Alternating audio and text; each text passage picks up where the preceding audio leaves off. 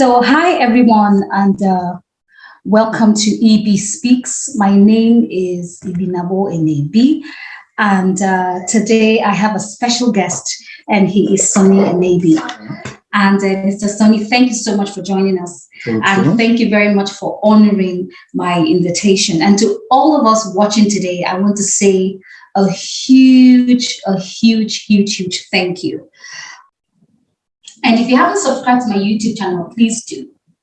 And if you're watching and you haven't subscribed yet, please do. So before we talk about, or we go deep into the conversation today, I want to talk about you. Yeah. A little bit. I want to talk about who you are and what you do a little bit.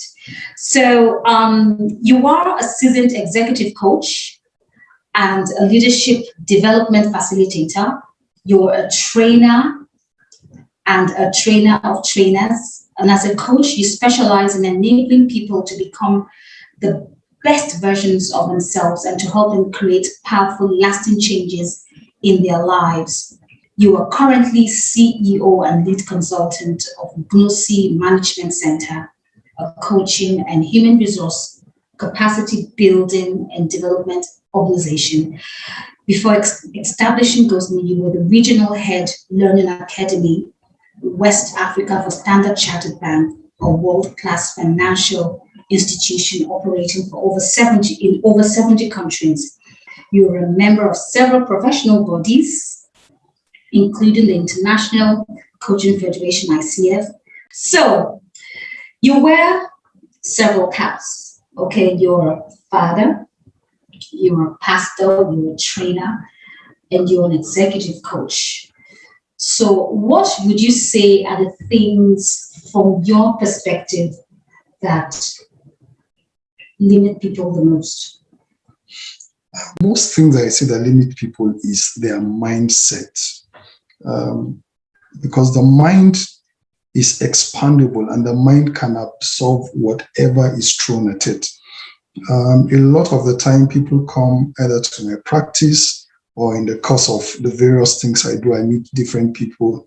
And by the time I spend 5-10 minutes with them, I already know what kind of mindset they are operating with. So that is what limits people the most. If you think you can, then you can. If you think you can't, then you can't. Okay. So other than experiencing setbacks, right? Mm-hmm. The things that can limit you in spite of what you go through is your setback. It's your mindset. Is your mindset. Yeah. Your mindset. Okay. Now, I want to say this. I'm saying that, okay, so I have walked life's road, right? And I'm still on the journey in life, working life, And I have seen that there are setbacks and there are setbacks. Not every setback is in the same category of setbacks. So, for example, you could be running late you could be in the traffic and running late. Mm-hmm. You could be broke for a while, being able to meet up with certain obligations, right? Sure. And that's different. That kind of setback is different from losing your source of livelihood. Yeah. It's different from losing your life savings or your business. Yeah. It's different from losing your child, your spouse, or something like that. Well, generally, that you've been dealt a very hard blow in life. Yeah. So, is it safe to say that not all setbacks are the same? Sure. There are different setback comes in different forms. There are some we call minor setbacks. Yeah. There are some that are really major setbacks in life. And setbacks, depending on the stage of life that you are, the kind of setback you encounter will also determine your ability to be able to recover and how you are able to recover. So a child in primary school failing an exam, minor setback. It's just at the beginning stage of his life. Okay, you lose a shoe, one leg of a shoe, you can't walk with shoe. There are various kinds of setbacks. So setbacks are minor, they are major, and depending on the stage of life that you are, your ability to recover from those setbacks largely determined also by your mindset and the stage. Okay, so there are major and minor setbacks. Sure. And the degree to which you can recover from the setback depends on your mindset and the stage of life that you are in. Sure. Okay. So now, motivational speaking aside, because we have a lot of people that do motivational speaking here, and you're a pastor, so know you speak and you encourage people, and that's not to say that that it doesn't have its place, right? So, motivational speaking aside, is it everyone that can recover? I mean, from a setback, from the blow that life has dealt them? Well, generally, I would say it's possible for everyone to recover. Okay. Depending on, again, the mindset of the people. It's possible for everyone to recover from a setback. Okay. And it doesn't matter at what stage of life it has occurred. Now, people can define recovery in various forms. Okay. Do you want to recover to the stage where you were before? Okay. Do you want to recover to what degree of recovery are you looking at? But it's possible. So the general answer is that it's possible for everyone to recover from a setback, no matter what kind of setback you have suffered, no matter what setback you are facing right now. If you are willing to put in the effort, if you are willing to do what it takes, then it's possible for you to recover from that setback. Okay, so what I hear you say, I mean, we've not started, but I wish, where's my pen and paper? So you're saying, right, and I asked you if it is possible for someone to recover from their setbacks. Yeah. And of course, we had the introductory thing that said that it's mindset. Yeah. But again, you're also saying that there are various forms of setback. Yeah. Right. Yeah. So if I want to recover, for example, or rather, there are various forms of recovery.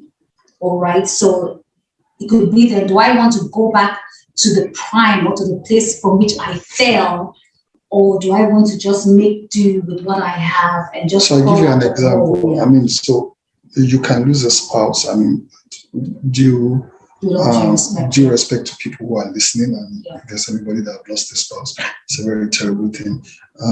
You can lose a child. Yeah. Okay, so when I say you can recover from such setback, what are we talking about? Are we talking about replacing you having another child or you having another husband?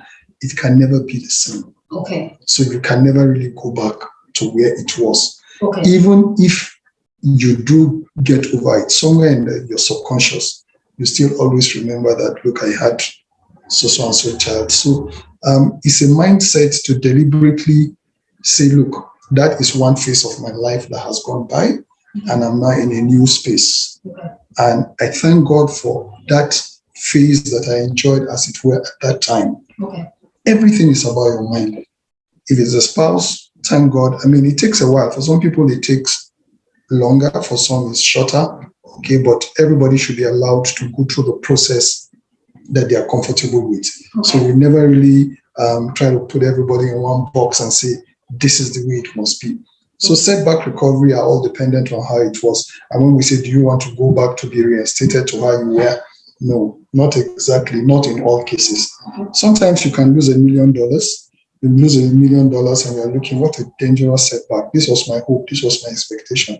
Now, if you are still alive and breathing, it's possible to recover and make much more than $1 million. Okay.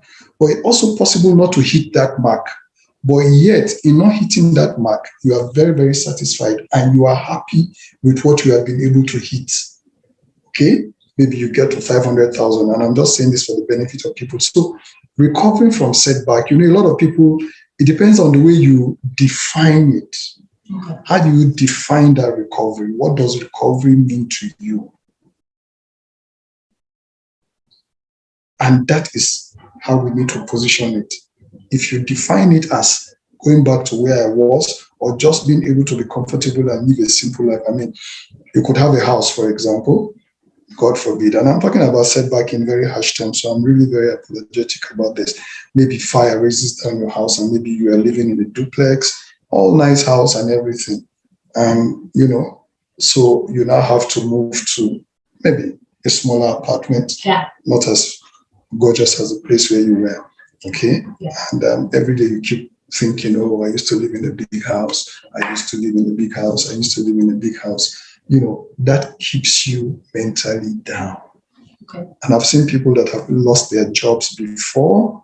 They were managers and they had to go and take lesser jobs, you know, but because of their intellect and their mindset, they were able to build themselves back up.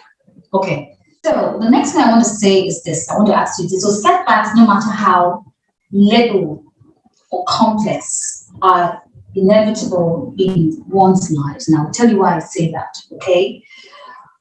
People who ended up leaving a trailblazing imprint in life had to overcome severe and sometimes unfair blows that life dealt them. Sure. Okay? For example, your mother, she lost, your dad when she was less than 30 when she lost her father. She was 30. Just 30, yeah. And it was tough. Walt Disney, Gucci, I hope I pronounced it right, Job in the Bible, and even Jesus Christ had to overcome some difficulties, extreme difficulties in life. So this brings me back to this brings me to the next question. How do we deal with the setbacks in our lives? How do we deal with setbacks? How do we deal with setbacks in our lives? Yeah. Okay, so thank you very much for that question. Like I said, setbacks are in different phases of life, in different categories. Setback can come that are minor, some are really major. Okay. So how to deal with it will depend on the kind of setback you are facing. So there's no general prescription for generally how to deal with setback, but some general principles are acceptable, right? So when you have a setback, the first natural thing is to either feel anger. So there are various emotions that come to you, right? You feel anger. Why me? Why did this have to happen to me? Right? Am I unworthy?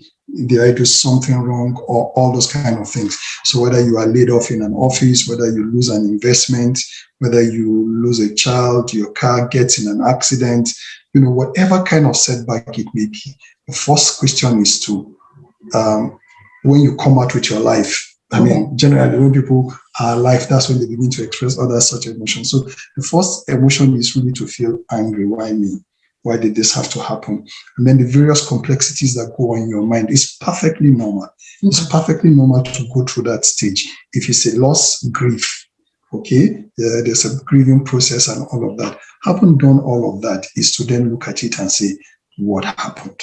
Mm-hmm. Accept what has happened. And then it has a lot to do with your attitude, your mental state of mind, your attitude. Why did this happen? It has happened. Okay, so accept it. A lot of people stay in that region of denial for a long time. They don't want to accept what has happened. Sorry. Would it say it's better to say acknowledge rather than accept? Because there are sometimes when something is done unfairly to you, and you want to say, I acknowledge it, but I don't want to own it.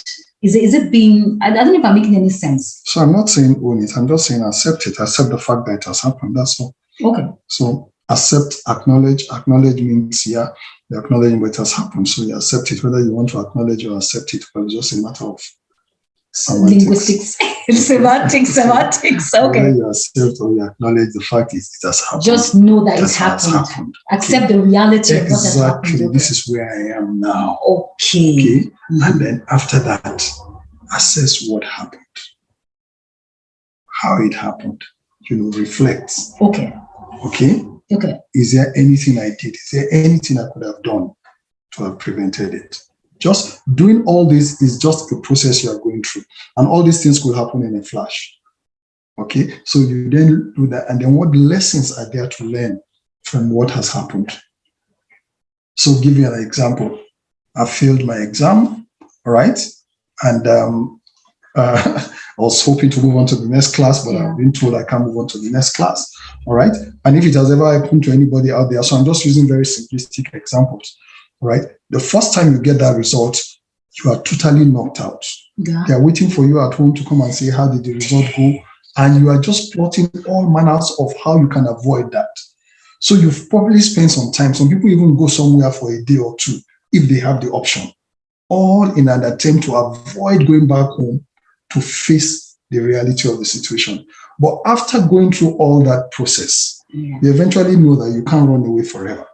Okay? So you then come. You have convinced yourself that, okay, let me go and face my dad or go and face my mom, as the case may be. You understand? And you then go back home and you say, how did the result go? You bend your head. Now, you don't speak for a while. Now, the people that you are talking to already begin to get a sense that something has gone wrong. Thank God for modern parents who are more liberal, sometimes who gentle. But in those days when it was our turn, it was like the king was always waiting for you. So if there are parents that are liberal and understanding, they'll say, look, just spill it out. It's either a pass or a fail, right? How did it go? So you come and you tell them. So all that is part of the process of accepting what has happened, assessing the situation, and then what are the lessons to learn from it? Why did you fail? Why did this setback happen? If it was an accident you have, why did that accident happen? Were the roads not properly marked? Was I driving too fast? Okay. If you were late for an important appointment, maybe an important job appointment. So I've seen people who said they went late for an important job appointment, and because of that, they couldn't make it in. Next time, what is there to do? Do you wake up earlier? Do you get there an hour before the time? What are you really doing? Maybe nothing. So all these things are part of the assessment, and then the lessons that you have learned from it. Having done all that, you then reassess yourself and say, where do I want to go from here? You set new goals, you set new plans for your life, and then the lessons learned from what has happened are always a step behind you to guide you in your future journey. Because failure is not total. Yeah. Failure and success, they say they're on the same path. The path to success and failure are not different. I say that again. The path to success and failure are not different. They are the same path. If you fail today and fail tomorrow, you could succeed the third day. So you are still taking the same path. That's why I like people like Thomas Edison. When they said he had failed 1,000 times, he says, no, I've learned 1,000 ways not to make it. Or I've learned 999 ways not to make the life. And at the 1,000 trial, he succeeded. He was doing the same thing, but doing it in different ways. He was walking down the same road. Okay? So that is it. So when you have failed and you want to recover, or when you have had a setback in life, first is to accept. Next is to assess what has happened, what are the lessons you can learn there, put things in place to make your new focus and your new vision. If you have a support network that can help you recover very well, it will help you very well. So a group of friends and family that can support you, help you to talk, so self-talk, as in like, don't doubt yourself, because a lot of people have failed before and they begin to doubt their ability. Is it because I'm not good enough? Why was I the only one laid off? Or amongst 100 staff, why was I among the 10 that were laid off? So I am that bad. No, it could be that they don't value your skill in that organization. It could be that the kind of skill set they are looking for is not what you are displaying. So your skill could be better deployed somewhere else entirely. Okay. And so you could go into something entirely different. Okay. I've seen people, okay? So great. Okay. So what I wanted to ask you was this, okay, and because it happened to me, okay, yeah, it's okay. When you say that when something happens is a setback, and then you now say, okay, let me analyze and assess the situation and say, what would I have done differently? Yeah. Doesn't it bring about a blame? Like, okay, for example, maybe I lost my mom and something, I said, oh, I should have done this. If I had done this or done that, she wouldn't have died. Wouldn't sometimes knowing what happened or what I should have done differently make you feel even more guilty? I'm just... No, well, I understand that. You see, that's just for the learning process. There are things you can't really take back.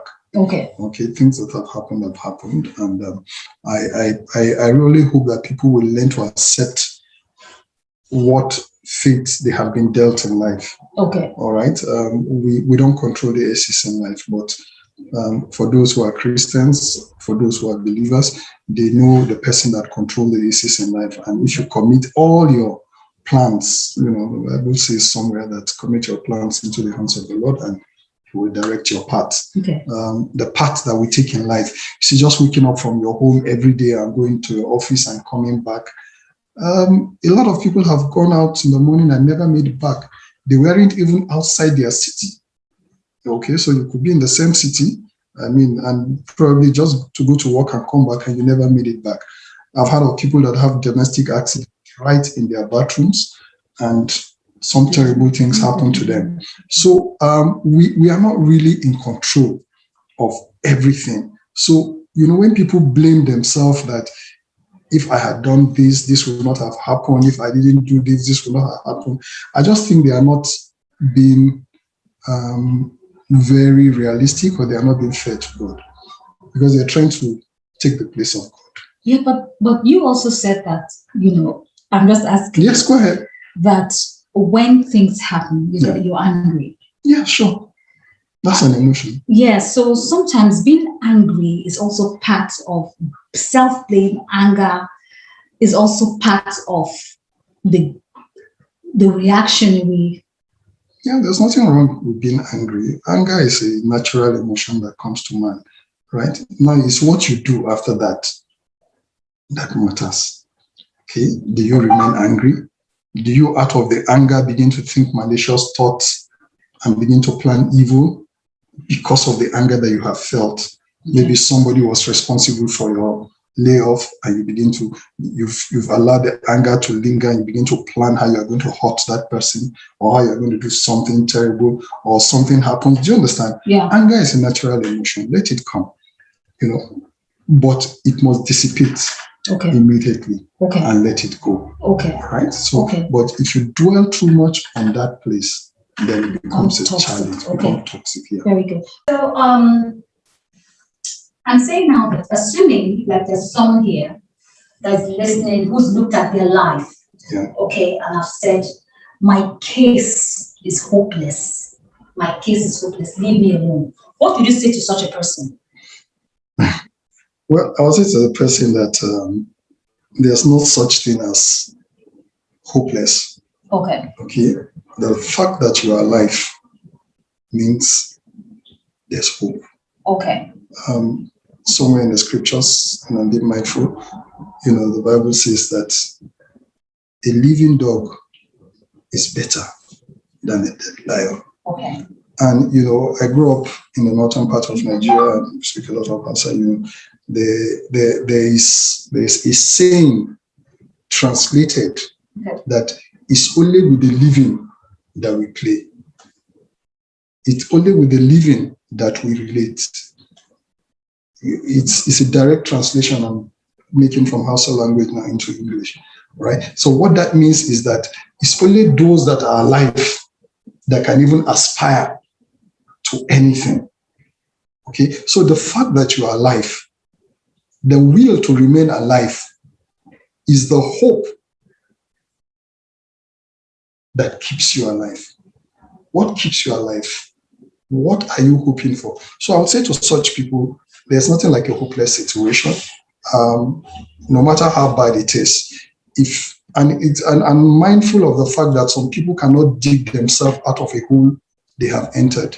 So you may have gotten into a hole, and it may not be looking nice at the moment. You probably will need some help to help get you out of that situation or that hole that you have gotten yourself into. If you can't, you need help, either your family support structure, your friends, or if not, you can get an expert who can help you come out of that. So there's no such thing as a hopeless situation. Okay. So we've talked about how to deal with setbacks. You said so quickly how to deal with setbacks. So number one, Accept the situation. Accept the situation. Number 2. Assess what has happened. Assess what has happened. Number 3. Learn lessons from them. Learn lessons from there. Number 4. And then rearrange, set new goals for yourself. And set new goals for yourself. Yeah. Good. Now, the question I wanted to ask was, we talked about mindset. Yeah. So, how does the mindset, okay, listen, let me say this. For me, there is a character of recovering from setback. Yeah. And that character for me is resilience. Yeah. So we've talked about, you and I were having a conversation today. We listened to somebody today that talked about the difference between knowledge and wisdom. So he was saying that knowledge is knowing that a tomato is a fruit, and wisdom is knowing that you can't add the tomato or whatever to a fruit salad. Mm-hmm. So what is the characteristics of an overcomer? So very good. An overcomer, like we have said, must be somebody who is resilient. Okay. And what is it to be resilient? To be resilient means ability to bounce back from whatever situation life has thrown at you. Okay. Right. So you must be that kind of a person when you're pushed to the wall. My brother spoke doggedly about my mom, and I just want to use her as an example. She did so many businesses in her lifetime.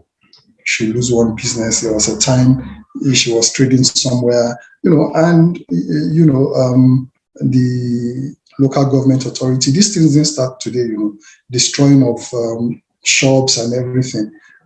So I grew up in the northern part of Nigeria, in the city there, and she had a kiosk somewhere, and local government came, destroyed the whole shop and everything. This was what she was using to bring up her children.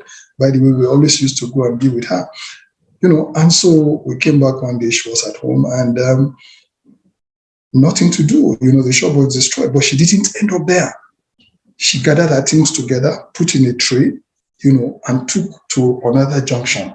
Immediately, that was the next day. The shop was destroyed today. The following day, she gathered some of those things that she could put in a tray somewhere and started selling. And she did that for a short while until she was able to find another place, and she moved in there.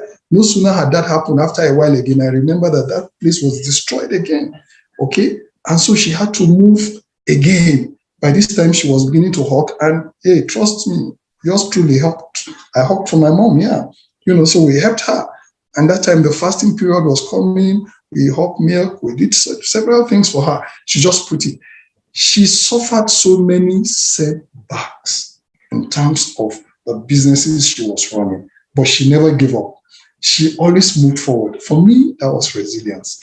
And I'm just using that as an example to people, so that you can see that these things that are happening to us now did not start today. It has always been there, all right? And there are people that have failed. I mean, there's a young man who is now a motivational speaker in Lagos, all right? He said he practically spent 8 years in Unilag. Was it 10 years? 2 years for every class. His case was hopeless. Okay, yes. 2 years in every class. All right? But today, he's speaking and earning 6-digit figures. So his setback was necessary. That was what was needed to set him to where he was going in his life. Okay. You understand? So sometimes when things happen to people, the way we interpret it and the way we take it will somehow determine your future outlook to life. Setback is not total. Resilience is what happened. Okay. There's no education, they say, like adversity. There's no education like adversity. No. That's why they say experience is the best teacher. Yeah. That's another thing they say. There's no education like adversity. They say experience is the best teacher. Yeah, but sometimes they say that you don't have to experience something. You can learn other people's experience. Sure. That's why we have books. That's why we have, that's why we have books. That's why we have such seminars and such talks, all right, so that people can learn, all right? The Bible says that the wise hear and get wiser, okay? That's the whole idea. Say, hey, this what happened to this man. I tell stories of people when I was growing up. They were the known names. If you're talking about rich people, they were the known names. But what happened to their fortune? The moment they died, one of the children was our mates. When his father died, they were busy planning the burial. The guy was learning how to drive a car because he said, I'm going to buy a car now. I'm going to be a car owner. And I'm talking about in the 80s, late 80s, okay? It wasn't common then. He says, I'm going to be a car owner. I say, I'm a father, husband. The man didn't want to give us the money. But trust me, not up to 3 years after the man died, everything was squandered. I mean, everything. Those guys, they bought cars, or they actually bought cars, they were showing off. All those cars were sold because they couldn't maintain it. Okay, but these are the things that happen to people. Life throws you lemons.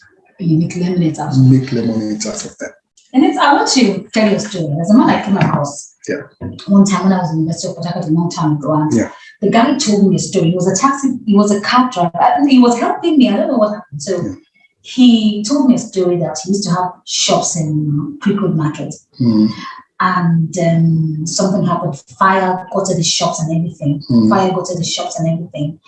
And then from there, he lost everything, lost money, lost everything. And so he had to now go to a village to become a farmhand.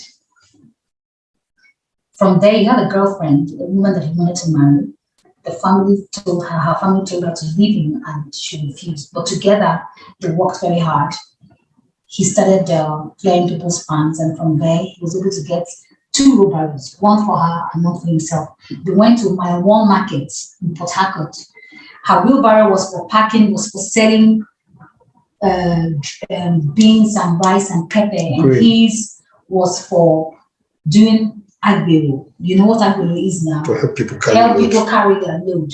And he said that from there, women started liking him. People just saw that he was kind of like different. And they would come to him and say, you know what? Carry our load. And then he now had a customer. The lady was like, you're different. You're not like you're not boisterous. You're not, stubborn or anything like that. There's something about you. And she eventually introduced him to her husband, who helped him. And he not only regained his shops, he also bought a car. That's what he told me. So from his life, what I saw that happen was that he didn't stay down. He kept going towards the light of recovery, the light of making something out of his life. He didn't go back to trying to be, oh, look, I had a car, or rather I had 3 shops, I was a big boy. Rather, from where he was, he went to the farm, became a farmhand for about a year. He had a mission, so he was going towards somewhere, and eventually, succeeded. So I want to ask another question. Did you experience any setbacks in your life? And if you did, how did you recover from those setbacks? Oh, yes, I did. I like the story you told, and I just want to build up a bit on that, and I want people to note this. The man fell from where he was, but he was willing to do what it will take him to get back to where he needed to get to. They say, believe you can and you can't. The only remedy for success is hard work. Okay. So there are a lot of people that have either lost their job, their position, and now a wise man will immediately know that we need to adjust because the income is not as it used to be. Okay. So a lot of people take a long time realizing that they need to adjust once they have been a setback. If there's a setback, things cannot continue the way they were. I have people added to that example you gave. A lot of people do not come off their high horses fast enough. They still continue to operate in the same circle, hoping that I will soon recover. It's me. I will soon recover. So before you know it, they have expanded themselves. And they are not able to fully make that recovery. But a wise man immediately realizes that things are not what they used to be, like the story you told. Smart guy. He went back far, far below where he was before. But he had a mission and a brain. Yeah. Okay? And see how he bounced back and he was able to make that full recovery. So the first thing you need to know is that when there's a setback, usually if it's financial or something of that nature, make the necessary adjustments. Even in the home, make the necessary adjustments so that you are able to fully make that transition to where you need to be. Now, you asked me a question whether I've ever suffered a setback. Sure. I have suffered both minor and, let me say, major setback. All right. So for the purpose of this, a minor setback, I won't talk about, whether it was when I was in school or things that happened, all those are minor setbacks that most of us experience. All right. But I would say, and in my life, things have gone fairly well. And I really thank God up until the point, we face those challenges in the office where you are thinking you are due for this promotion and you really need to move on to the next role, the next level. And, year after year, they do all they need to do and you still... They don't pick you. Now, for a lot of people, that will have diminished your zeal to keep putting in your best. And I'm talking about myself, okay? It can really, if you've worked in a corporate organization before where you see your mates have progressed beyond you, those that were below you have come and met up with you and are even progressing beyond you and all of that, it can really be tiring going to work, all right? Tiring. Every morning when you wake up, you just think about it and you don't feel like getting to that office. It was a time of stress. It was a huge setback, but you had to encourage yourself, assess the situation. Why am I being overlooked? What am I not doing right? Went to a boss, spoke to one boss in another department completely. Why is this happening? Okay, and he said, look, there's nothing really happening. The fact is, they probably don't appreciate you not good enough in that area. Why don't you look at another area? Yeah. Trust me, that was what I did.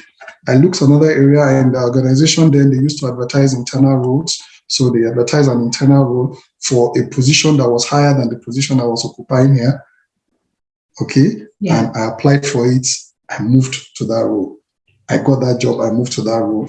And in that space, my promotions were accelerated. Okay. Now, before I ask you the next question, right? But you didn't tell me you were stressed. I didn't know. Sorry. Okay, so the next question, before I ask you the next, I want to look at what some of our listeners say. So I have a listener say, and on Zoom, if you have any questions or contributions, please feel free to say. So I have someone that said, there is no education like adversity. And I have the story, I love the story of the smart guy. He stooped low to conquer. Thank you. Thank you. So the next question would be, when we lost our son to cancer 6 years ago, right? It was a very trying time for us. It was very difficult. And but luckily for us, we had people that helped us. We had a very strong support structure. People that meant well. And so they came to our aid and they helped us and they supported us. And you and I have had these conversations that in our experience and generally speaking in life, that we came to the conclusion that there's a right way and there is a wrong way of encouraging people, right? Sure. So some of us know what to say when something happens to someone. Or rather, we have the knowledge, so we have the head knowledge, but we do not have the wisdom to say what we have to say in a way that will benefit the person that is hearing. So as a result of that, even though you have the wisdom, even though you have the knowledge, you don't have the wisdom. So what you want to say begins to repel or hurt the person you're trying to advise. Now, tell me quickly how, because the idea of this series for August is to help ourselves and to help others. Okay, so now there's somebody who's going through a very tough situation. How can you use your knowledge in a way that is wise to help that person come out? Okay, thank you very much. You're right. There is not everybody that has the gift of empathy, sympathy, and encouragement. Yeah. All right. Some people genuinely want to help, but sometimes the words that come out do not sound helpful, as it were, at the time. If somebody is grieving, for example, and everybody that comes to the house, want to pray, wants to blame one system, whether government or this hospital that is not working, or whatever it is that has caused it, and probably we just have to be a bit more sensitive. If you've lost your job or you've lost a huge investment, and people will be very familiar with this. A lot of people lost investments, all these all these things.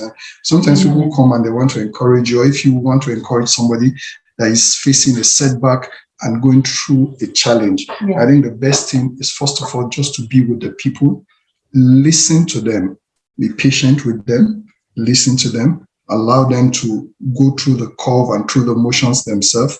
Don't be in a hurry for them to come out because you think, why are you wasting time? Guy, you lost this job. Why not just move on? Begin to apply. I've gotten some places. You are bringing different options to them, thinking you are helping them, which is okay. I mean, you have a desire to lift them out of that thing they have, but you have to be sure that they are ready to be lifted. Okay. Because the most daunting job you will do is to try to lift somebody who is not willing to be lifted. Okay. All right. So you have to let them go through the process, like I said earlier on.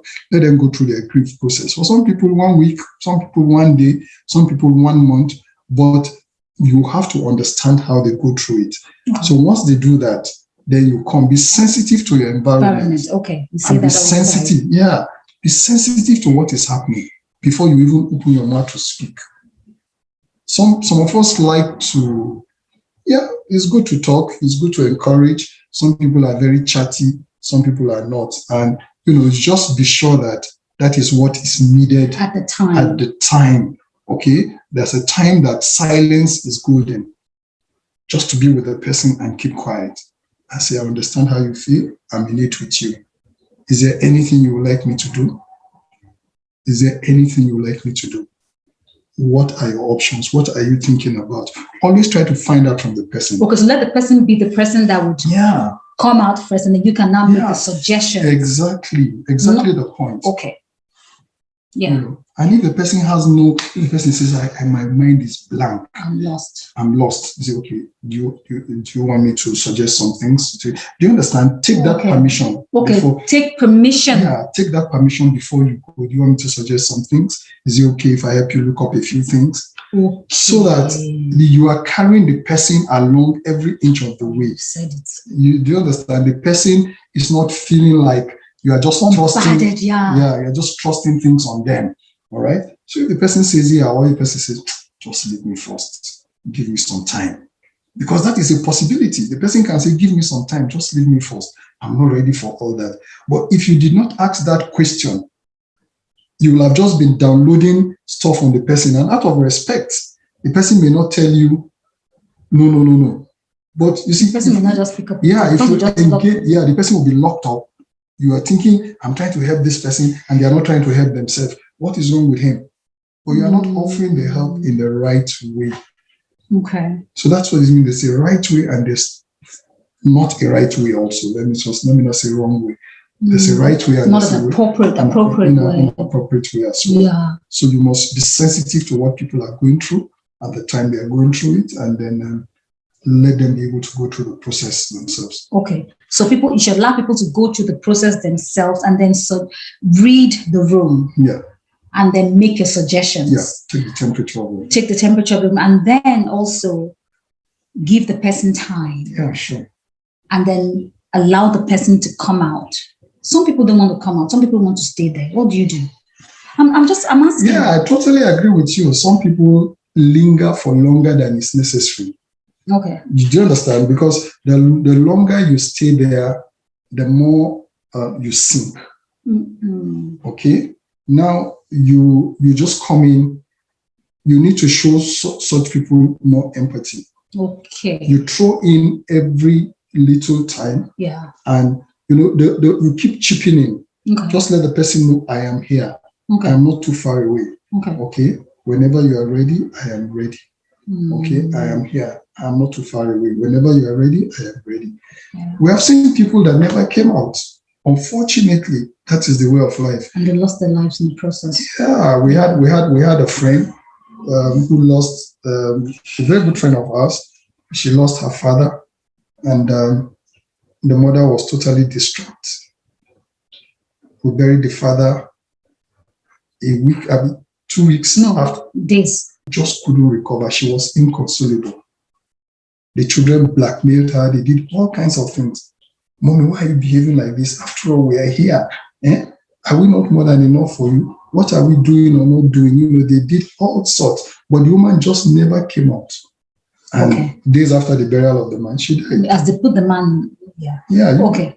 Yeah. So it means that unfortunately, there are some people that due to their makeup, emotional, mental, psychological makeup, may not be able to come out of it. Yeah. That's sad, yeah. That's sad, but it happens. That's reality. It does happen. Yeah. Okay. So the next question I wanted to ask you is this. Now, we were fortunate to have people encourage and support us. Yeah. But there are some people who do not have that support structure. Yeah. And they have to be the ones that would help themselves. Yeah. There's people that have a lot of toxicness around them. So if I didn't have anyone supporting me, how would I support myself? Well, thankfully today there are a lot of places you can go to get help. I mean, if you've lived life up to such a stage, let me say, my expectation is that you do not start to look for friends the day you need them. Yeah. It's not the day you want to bury your father or your mother that you're looking for people that will help you bury them, because you should have been burying others with them too. Such things. Okay. So you are not an island. Although some people realize this later, because they keep operating as if they're an island until situation comes at them like this, and they see that all of a sudden they are alone. Yeah. Because they never give any other person thought. Yeah. But if you even have that kind of situation, there are places you can go to for help. Mm-hmm. All right. Either you belong to a spiritual body, either you belong to a group, an association where help can be provided, or you seek for an expert. If it's a psychological problem, if it's a neurological problem, if it's a spiritual problem, it's a financial problem. There are various places you can go to for help. So once you look for it, you would find. And so my advice to them is, don't sit in your house and expect that things will come and meet you there. The moment you start doing what is necessary to do, then you'll find out that things are possible for you. Okay. So thank you for saying that. Then what's the place of self-talk? You talked about self-talk. Yeah. Talk to yourself. Talk to yourself. I can do this. Self-talk is just motivating yourself into action. Yeah. It's bringing yourself out of where you are. There are possibilities in life. And let me say this. Life is never static. There's nothing that is static. And we know somebody that changed her career at almost age 60. Changed career totally at almost age 60. All right? At age 60. At age 60. Yeah. Okay? She changed her career. Today she's 70-something, and she has done phenomenally well in the space of that 10 years after the change of her career. At age 60, realization came to her that I can do something else. It's not impossible. I am not a failure. My life is not over yet. Yeah. And she made that switch. She has finished one part, She made that switch. And she moved on. And today she has done phenomenally well. That even people that were doing well before her then are now envious of her. So it doesn't matter what you are, where you are, what life has dealt you right now. Okay. Sit down. The Chinese proverb says the best time to plant a tree was last year, 10 years ago. The next best time is what? Now. Okay. Now, before we go, okay, because our time is fast spent, yeah. I want to quickly look at a comment here and on YouTube. Someone says some people will never come out of it. Yeah. So echoing what you said. So you talked about, we said there are setbacks in different stages. It depends on the stage of the person's life. Earlier in life is like water off the back, but depending on the stage of one's life, then it become difficult. More difficult, But then would the mindset of resilience also help? Yeah, sure. Like this person we just spoke about. Okay, at age 60, you will have thought it's over. A lot of people will have said, look, it's over for me. Let me just leave my children to do the work. Let me sit down. They'll be sending me small money. I'll be surviving. But not this person. Resilience, mindset, and focus, mindset. I can make it. It doesn't matter the time. Okay. So yes, I know that the stage of life generally defines what a lot of people want to do, but it's not a limitation. I mentioned that, but it shouldn't limit you. Okay. I mentioned that, but it shouldn't limit you. The stage of life that you are, it's important, but never let it stop you. So you may have suffered many setbacks, you may have suffered many things up until this stage, but trust me, there is still a better future if only you are willing to make or to pay the price. Okay. Now, quickly, a quick review. How do I deal with the setback? Number one. How do you deal with a setback? I've said before. Accept what has happened. All right. Reflect or, assess what has happened. All right. Learn lessons from it. Set new targets and new goals to move forward. All right. Connect yourself to the right support group. All right. That will encourage you to move forward from where you are. All right. And then we move forward from there. Fantastic. And how can I help somebody who is experiencing a setback? You say assess the situation. Not all setbacks. It's okay. It's for me. Okay. Not all setbacks are the same. All right. The way you encourage somebody that has lost a job, lost an investment, lost a spouse or a child is different. So read the mood. Don't just jump into the fray. And also seek permission first before you do that. And let me say this just before you go on. Don't always generalize setback. So you can fail in your studies. It doesn't mean that you're a failure in marriage. It doesn't mean that you're a failure. Do you understand? So there could be certain setback in certain areas of your life. Don't generalize it. Yeah. Don't say that is your person. Yeah. I failed mathematics. That is okay. It is mathematics that I failed. Okay? Yeah. It's not that I'm not good with education. I am very, very good. I know. All right. Okay. But I failed mathematics. Okay. So it is mathematics that you fail. Deal with mathematics as the subject that you failed. All right. Okay. There's a tendency to generalize for many people. Okay. And say, look, I'm no good. I can't move forward. I'm this. Okay. So one department sacks you. Yeah. So what? I couldn't work in accounts department. I'm not good with figures. But who says you can't do better in HR? Do you understand? Or with entertainment. Or with entertainment. So that's just the way it is, right? So don't generalize setback or failures, Fantastic. So quickly then, so if you can't, if you don't have any support structure, you can talk yourself through it and seek help. Yeah. Very good. So I just want to say thank you everyone for being here today. I really appreciate it. And just to say that if you haven't yet subscribed to my YouTube channel, please do. And if you're watching on Zoom, please, if you don't mind, just quickly go to YouTube. My YouTube channel is Sunny Enebi, and then like this episode as well. And this month, August, is a month that I'm covering the theme self-actualization.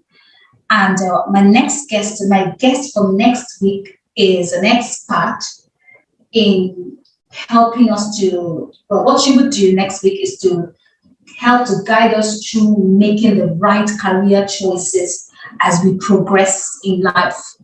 And one of the things that we were going to talk about was that, when you get lost in the translations of the role that you play, the story of my life. So she's going to help us to navigate that path and that path of life and help us to choose the right careers.